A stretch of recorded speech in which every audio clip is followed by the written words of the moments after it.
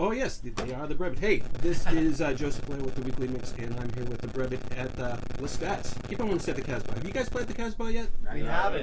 We'd love to. Yes, we would. All right, so one of the questions I want to ask you is, that's a relatively small room, and you guys have a very big sound. I feel like you're going to pin everybody to the back of the wall. We'll see what happens. You let us know. All right. Tell us if you feel That's pinned. part of the goal, you know? We want to make it sound like the places we're supposed to be playing. You know? So do you, like, change the vibe lately if you're in a much smaller venue? We've done broken down sets where David's on cajon and I'm just background vocaling and not playing piano and Eric's being soft with his voice. But today, you know, if we're showing up and it's the five of us, we're gonna bring the Brevet sound. Right. We're gonna do our energy. thing. Very excited about this. All right, pulling back just a little bit more. All right, so before this interview, I said, hey, you know, I've been doing a lot of electronic music show for a long time. I've been really out of it. So, Epic Americana, you're gonna have to explain that to me. What is Epic Americana? I think one of our fans originally kind of named that, but I think it just stems from a lot of our music has a lot of strings and orchestrals in them. Mm-hmm. So big sweeping sounds and obviously it's rooted in a lot of Americana, folk, alternative rock, and so someone just kind of deemed us the genre Epic Americana. That's how that happened. All right, so people are really responding to that song. What do you think that is? Be an anthropologist. Responding to what now? This whole Epic Americana sound. I mean, not everybody, of course, but I mean, a big enough thing that it's a thing. I mean, I think it's accessible enough because it's rooted in a lot of folk and traditional stuff that it resonates with people kind of naturally, but it's different enough, and we make a conscious effort to push some boundaries, break some barriers, and see what we can't do while we maintain that root of accessibility. So the roots are still there, but it's not as obvious as they would be if we were just like I guess, Landic Americana? I don't know. Mm-hmm. We're not just going to get up there and crank out 4 chords. Yes, I was really curious about that, because when I researched it, I thought, oh, this is going to be like some sort of post-war blues folk type of thing. Yep. And it's louder and bigger than I expected, as I said earlier. So what would be some of the challenges of trying to strike that balance? I mean, definitely certain venues that we play, Yeah. you're limited to what you can do. You know, and where our music fits, you know, a lot of the times is in a large, big sounding venue, and so just with those challenges comes, you know, figuring out, reading the audience, reading how we play our set. All right. And I think we have enough influences that are common to hold on to a certain core sound, but I mean, when we write and we process things and we do some production, there's a lot of back and forth over how we can take things a certain direction, how we can not necessarily fall into the trap of sounding like exactly what we think we should sound like and trying to get the best out of every single song that we can. So you guys have appeared on several soundtracks, from what I understand.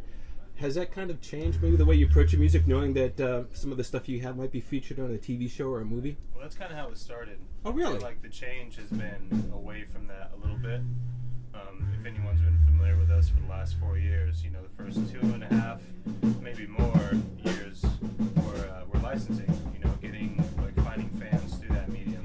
The last 1.5 years has been more of the 5 of us writing a song together, writing an EP, doing these road gigs, you know, playing big venues, playing small venues.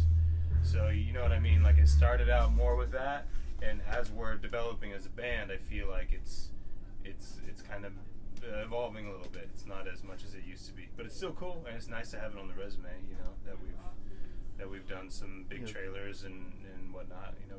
It's always been it's always going to be just how we write in general, more cinematic in that sense, but I think it's just, we're just growing and not only focusing on that as far as writing.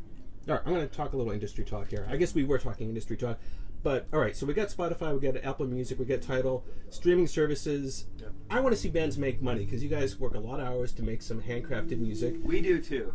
So what would be the best place for people to go if they actually want to purchase your music? I mean, is there a Bandcamp page that people should go to, or should they go directly to your website? I mean, best place in terms of us getting as much money as possible is our website, Brevet.com. You can mail suitcases of cash. We take all that type of stuff. Yeah. just rolls. Come to our shows too. Yeah. So that's another. That's something that I think, despite the technology advancements, and because I mean, with every generation, there's changes in how music and art and media is distributed. But one thing that I think is going to stay the same, at least for a while, is fans want to come out and see a live show. So if you want to support us or any other band, you know, come out to the show, because that's something that where we've got to put our boots on the ground and go out and play, and we can't do it if there's nobody there.